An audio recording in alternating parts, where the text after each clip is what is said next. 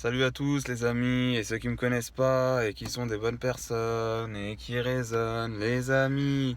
Alors la question ici c'est est-ce que les musulmans détestent les juifs et les chrétiens, ont la haine contre eux, doivent les égorger comme disent certains, doivent les tuer, etc., etc. Alors qu'est-ce que nous dit le Coran al-Karim? Le Coran al-Karim il nous dit cela. ولا تجادلوا أهل الكتاب إلا بالتي هي أحسن إلا الذين ظلموا منهم. Ne discutez, ne débattez avec les gens du livre que de la meilleure des façons, sauf ceux qui ont été injustes parmi eux.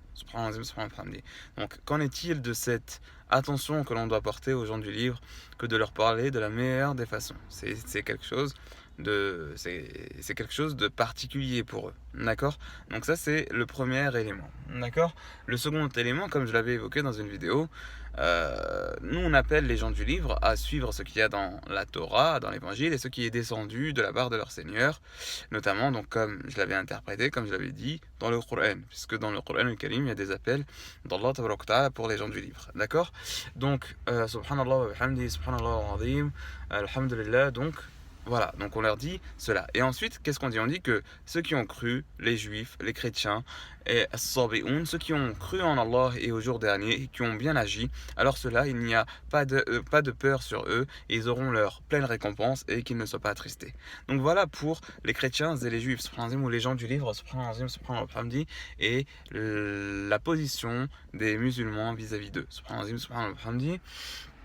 Leur parler de la meilleure des façons, sauf ceux qui ont été injustes, et une partie d'entre eux seront avec les croyants.